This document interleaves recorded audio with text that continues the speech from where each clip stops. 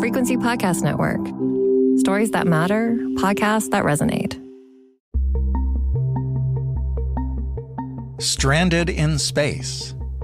It is one of the better three-word premises for a story you can draw up. I am sure you're thinking of a good one right now.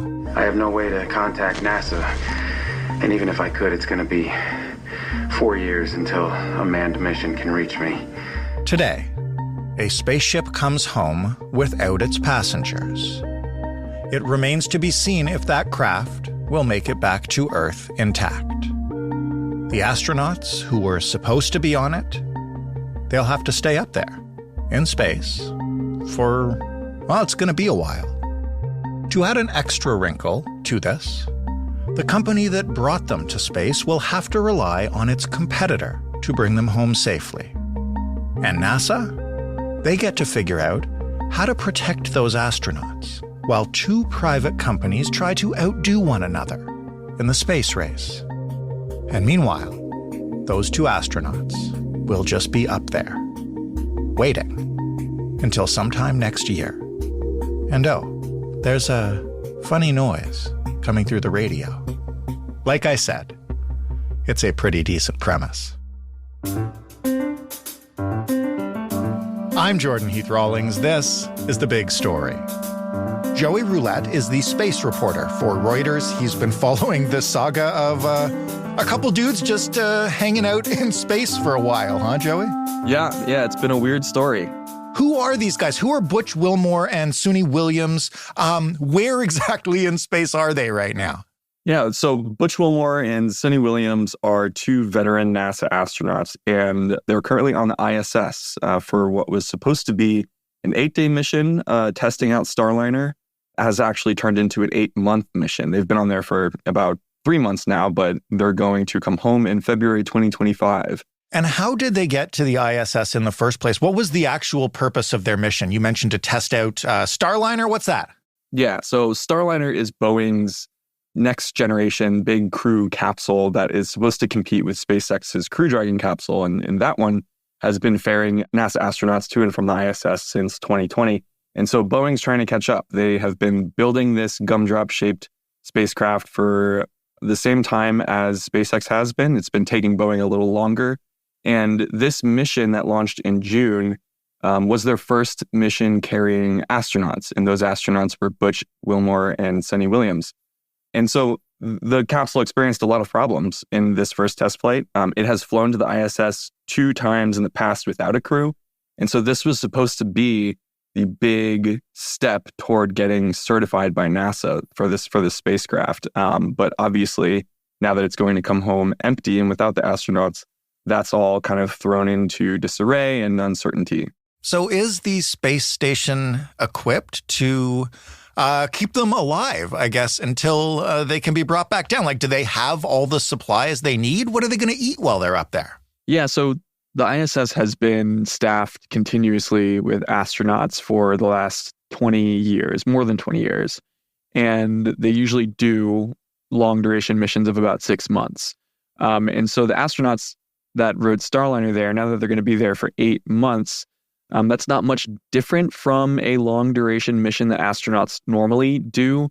About 2 months ago or a month and a half ago, there was a cargo resupply mission that flew to the ISS in the middle of this Starliner mission. And while those astronauts were on the station, and on it were additional food, supplies that normally go up to the ISS on a routine basis, but especially there were supplies for these two astronauts too, in the event that their mission would be extended to February the following year. So they had already had a shipment of extra supplies, and there's at least one more cargo mission that is going to happen before they leave next year that will, again, replenish their supplies too. And these cargo capsules contain food, clothes, little, things that they personally want to have on the ISS to, make living there for months on end more bearable.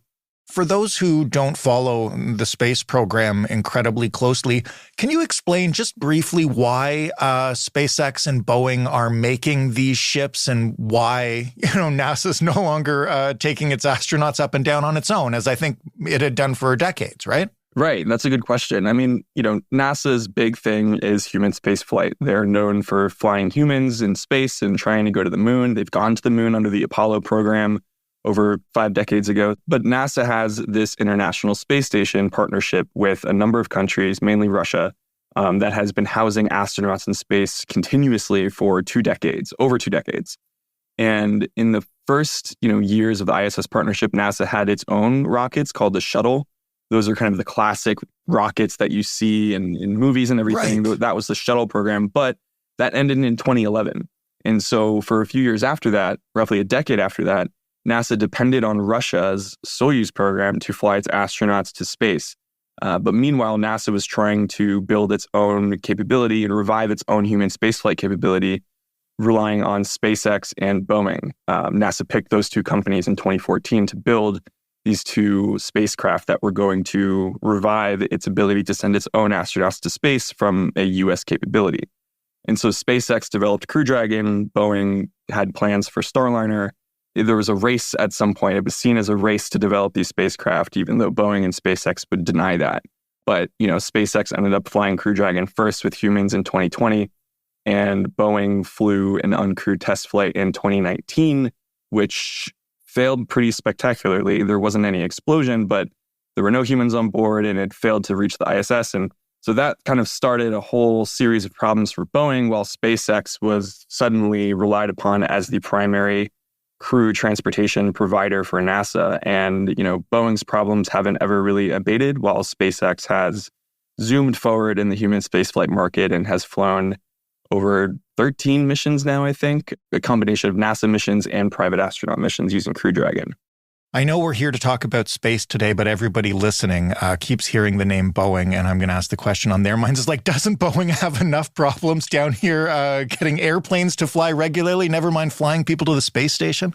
I mean, yeah, and that's what is on the top of everybody's mind. And, especially before this mission, when I would tell my friends that I have to, cover this flight where Boeing's trying to send astronauts to space for the first time, they're like, aren't they having problems with their airplane program? Right. And so I'm like, yeah, and so Boeing was confident that this mission was going to, put it on track for certification. They were still admitting that there might be some problems along the way, and certainly there were. And, when we look at all the problems that Boeing has had on this Starliner program, it's not much different than what Boeing has experienced on its commercial airplanes division, which, of course, there have been hundreds of lives that have been lost on the airplane side, so it's not particularly equal. But I think much of the same engineering culture that brought you those airplanes brought you this Starliner capsule. Well, let's talk about this Starliner capsule specifically. You mentioned it left in June. What happened? What went wrong? Yeah, it launched on June 5th. And it's funny, like maybe a month before it actually launched to space, it had tried to make an initial launch attempt to go to space. But hours before that liftoff, this was in May, there was some kind of problem with the rocket that they had to pause the countdown and roll it back to the integration facility. And while they did that, NASA and Boeing admitted that they saw a helium leak on Starliner. And helium is meant to pressurize Starliner's thrusters that it uses to maneuver in space. They spent like a month analyzing the risks of this tiny little helium leak that was coming through a flange on one of the, valves connected to one of the thrusters, just one of the 28 thrusters. And NASA ultimately said, that's not that much of an issue. This is isolated to one tiny little system. We're still going to fly. And so they launched, expecting just that one helium leak to be the only helium leak. But then soon after, in the first 24 hours of its trek to the ISS, there were many more helium leaks, and the thrusters started glitching and failing. And just before Starliner was supposed to dock to the ISS, it didn't have approval to because it had 5 thrusters down. And so Boeing had to scramble up a software fix or a process fix in how those thrusters were fired to get them back online again. They revived 4 of the 5, and then they continued with their docking.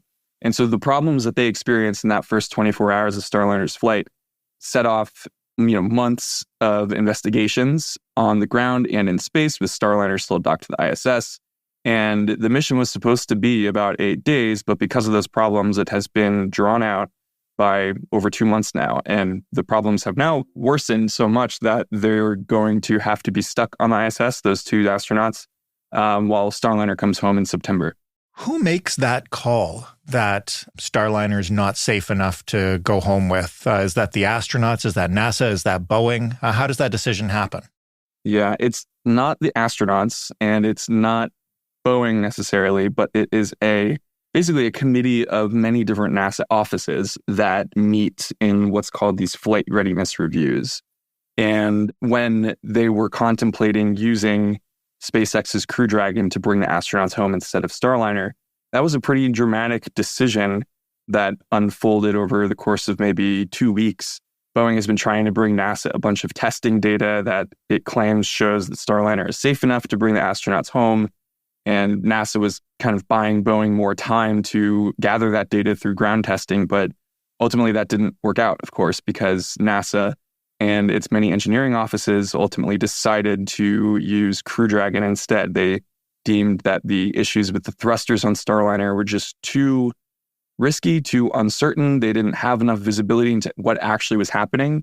And so they didn't have certainty that it wasn't going to cause a major problem carrying astronauts on the way home. So they ultimately polled, or they voted most of these NASA offices to use Crew Dragon instead, while Boeing voted to use Starliner instead. Do we know how the astronauts would vote? That's a good question because, they're the lives on the line here, right? They didn't vote, but the astronaut office had a vote on the ground. And when we ask about how the astronauts feel throughout all of this, I'm thinking of myself, like if I had what was supposed to be an 8-day mission and it gets turned into an 8-month mission, I would not be very happy. I would be, freaking out in space. But, the difference between me and these astronauts is that these astronauts are very seasoned test pilots. They were in the military. They tested many different aircraft. And I think Sunny was a helicopter test pilot. And they were trained for these scenarios. Even though they had this short duration mission, they had prepared in the event that it would be drawn out into a much longer mission. And so when we ask NASA officials, how the astronauts feel, whether they objected to this decision, the response usually is these astronauts, their job is to follow the orders of what NASA decides. And we make decisions that are in the best interest of their safety, and they have to follow that. And so that's what has to happen. And the astronauts seem okay with that. We haven't had a lot of opportunities to talk to them directly. Right. But that's usually how it goes, is that, that's the reality, and that's what they signed up for as government astronauts. So they're not just going to be floating around and hanging out. NASA expects them to do science experiments, to continue doing science experiments. They've already participated in about 42 of them so far. And so that's expected to continue while they're on the station. What do we know about spending that much time in space? How long is the usual ISS mission? What does that do to a person? It seems like an awfully long time. Yeah. And, it seems even longer when we look at the ISS and its structure, too. It's this football field-sized science laboratory in space, only with a few windows that are open every now and then so that you can look out. And so if I were on the ISS, I would definitely not personally want to spend many months up there just because you're floating around what is essentially a bunch of computer racks. But, there's been a lot of research into how the human body responds to extended durations in the weightlessness of space. It's a huge area of research because NASA wants to go to the moon. They want to send people to Mars. Mm-hmm. And so before they do that, they need to know how the human body reacts to such an environment. And so for the past 2 decades of the ISS's life, scientists at NASA have been gathering that data. And the normal duration for an astronaut mission on the station is about 6 months. But there have been other contingencies where astronauts have had to spend a year, or, planned missions where astronauts have had to spend that long on the ISS too. So what we know is that it affects bone density. It has a bunch of effects that I can't really name off the top of my head, but there are clear effects that living in space for over 6 months, about a year, has on your body. It's not necessarily good. And, the future of this research is to figure out how we can make the bodies withstand these effects and tolerate these effects better. We were already looking into doing this story and finding someone like yourself to speak to about it because it's so fascinating, both with Boeing involved and now the length of time that they'll be up there. So perhaps this is more of just a an interesting adjacent thing, but I also understand like Starliner is sitting up there now waiting to go back, and it started making strange noises last week. What's happening? Yeah, it was aliens. Right. The aliens were trying to tell us how to fix Starliner. No, I'm kidding. But that definitely was a little news cycle that freaked a bunch of people out, and it wasn't convenient for Boeing after everything it's been experiencing so far with Starliner. But NASA put out a statement saying it was just feedback between the Starliner capsule and the ISS audio system. And it was not anything that showed a problem with the safety of the capsule or the safety systems of the ISS. So it was honestly a nothing burger. But enough to grab some more headlines for poor Boeing in the middle of all this. Exactly, right. So what happens, I guess, if something happens on the way home? What are we watching for or expecting when this now uncrewed ship tries to make it back? Yeah, so since NASA made that decision on August 24th, Boeing has been configuring Starliner for its uncrewed return, which is a little different from a crewed return. You have to reconfigure the software to fly fully autonomously. The capsule has to know that there are no astronauts on board that can take over in the event of some kind of problem. So Boeing has been replacing the software ahead of an undocking that is supposed to happen on September 6th at about 6:04 p.m. And it's going to be a roughly 6-hour journey home, assuming the weather is nice on Earth and everything goes as planned. It's going to undock from the ISS, begin a kind of slow, gradual descent toward Earth's atmosphere. Along the way, it's going to be using its thrusters, the thrusters that have been messing up, when it was going to the ISS. So it's going to be a major test to see how those thrusters fare on a return leg. And then it is going to make its plunge into Earth's atmosphere just before midnight. And the landing in the White Sands Missile Range in New Mexico is pegged for about 12:03 a.m. So all in all, a 6-hour return journey. And it's going to put its thrusters to the test. And by the way, this return leg of the trip is the most complex. Getting to the ISS is tough, and that is a major milestone that Starliner passed, despite the issues that were encountered along the way. But going back to Earth, where it has to separate from its propulsion system. So Starliner is this gumdropped crew pod, and then on the bottom of that is the service module, which has all the thrusters that have been messing up this whole mission. And so it's going to use that service module and the thrusters on that service module to position it for a, very accurate insertion into Earth's atmosphere. And just before it makes that plunge, it needs to eject that service module off of its gumdrop-shaped, main core crew capsule. And that is a very, very meticulous, risky moment, especially if you're doing that with thrusters that have been messing up lately. And so if it goes as planned, then the service module burns up in the atmosphere. We never see that again. And then the crew capsule plunges through the atmosphere and experiences extreme heat, and then deploys parachutes and lands on airbags on the desert. But if it doesn't go good, if the crew capsule isn't able to separate from that service module, there's a number of reasons that could happen. There could be software that messes up that millisecond specific kind of separation maneuver that could lead the whole thing to tumble and explode. That almost happened in the 2019 test. So it's going to be a really nerve-wracking thing to watch, and we'll see if Boeing can nail it. Do we know the date for that yet? Yeah, the undocking will be Friday, September 6th at 6 p.m. So as people are listening to this, it's happening this evening. Right. So yeah, no, it's coming up, and I think NASA is going to be live streaming most of it. They should be live streaming most of it. And it's going to be very interesting to watch how it unfolds in that 6 hours. If it lands properly, I know you mentioned that it was a different process between a crewed and uncrewed return, but if it lands properly, does that mean it's safe to assume that it would have made it back safely with the crew inside as well? And they're sort of sitting up there being like, damn. That's a good question. And that's what Boeing is going to probably argue. It's like, see, Starliner was able to come back without a hitch. Astronauts could have been on it. And so our argument was right. But, those are the risks that you have to take as a federal space agency with decades of experience launching astronauts to space and, frankly, losing astronauts on some of those shuttle missions many years ago. NASA had that in mind when it was making that decision. it had this risk posture that was built on the backs of those disasters, those tragic disasters, and it didn't want to take any chances of repeating that again, especially with this kind of politically sensitive commercial crew program where private companies are being relied upon to do things that only NASA was ever seen as able to do. So it didn't want to take risks. And if Starliner comes back safe without astronauts, there's not much you can do there. But the problems still persist on Starliner that need to be fixed and that Boeing needs to fix. And so it doesn't change that. It doesn't change that at all. And, the fact that it's coming back without astronauts is throwing into uncertainty its path to certification. Will Boeing have to do another mission with astronauts before it gets certified? Something that's going to be hundreds of millions of dollars? We don't know. Will NASA make Boeing turn this next crew operational mission that it was supposed to do after this flight into a part test, part operational mission? That seems more likely, but we don't know. You've already kind of explained how, it's not a race, quote unquote, but obviously there's competition involved between SpaceX and Boeing to get access to this government funding and obviously the exposure that goes with it and everything like that.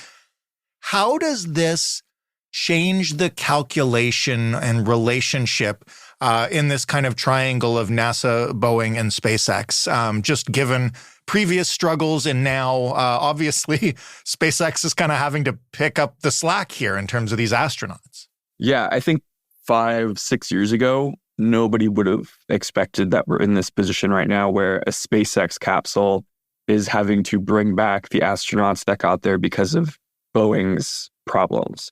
When we look back to the 2019 Starliner test, its first flight going to the ISS, it of course failed. And one of the many things that came out of that failure was an admission from NASA that they thought they gave too much oversight over SpaceX and not enough oversight over Boeing's development progress, because they assumed SpaceX was the newcomer and Boeing was the, big, heavyweight, experienced space player that has been partners with NASA for decades. I mean, Boeing builds modules on the ISS. They maintain a lot of operations on the ISS. They are building most of NASA's Space Launch System rocket. That's the centerpiece of the Moon program. And they were involved in the Apollo program too. So Boeing's been around for a while. And when it experienced its first major failure with the Starliner program in 2019, NASA came out and said, we thought Boeing was going to be better. We didn't think Boeing would have needed the oversight that, we instead gave to SpaceX, because SpaceX was the newcomer here. And we thought they were going to have a tougher time developing this capsule system. And so that 2019 failure really changed a lot for how NASA deals with Boeing and how Boeing deals with NASA. And this latest mission is kind of a continuation of that. NASA's going to have to be very careful in how it manages Boeing's next steps on this program. Boeing, of course, has a lot of other interests that it has to keep in mind, such as reviving and fixing the problems it's experiencing on the aviation side of this business, while it also increasingly sees space as an area that it can't really compete in because, SpaceX has become so dominant. And so Boeing faces pressure to stay in this program by NASA because NASA wants to have 2 different rides to the ISS for its astronauts in case, Crew Dragon never fails, and it wants to be able to lean on Starliner to bring them up on the ISS instead, even though that's kind of hard to imagine right now. So Boeing is probably going to stay in the program because it kind of maybe sees some commercial value to it further into the future. And NASA, of course, wants that to be the case because they need a second ride. Joey, thank you so much for explaining this, and hopefully those astronauts are doing well. And I guess we'll watch tonight to see what happens to the Starliner. Yeah, we'll see. Thank you so much for having me. Joey Roulette, space reporter at Reuters. Space reporter, by the way, is an amazing job title. I want it. That was The Big Story. For more from us, you can head to thebigstorypodcast.ca. You can always send us feedback on this episode or any other by calling us and leaving a voicemail 416-935-5935 or by sending an email to hello@thebigstorypodcast.ca. Joe Fish is the lead producer of The Big Story. Robin Simon is also a producer on this show. Matt Kesselman handles our sound design. Stephanie Phillips is our showrunner. Mary Jubrin is our audience lead. Diana Kay is our manager of business development. And I am Jordan Heath Rawlings, your host and executive producer. The Big Story is created by Frequency Podcast Network, which is a division of Rogers. Thanks for listening. We'll have a little treat for you in the feed this weekend, and we'll all be back with a fresh big story for you on Monday morning.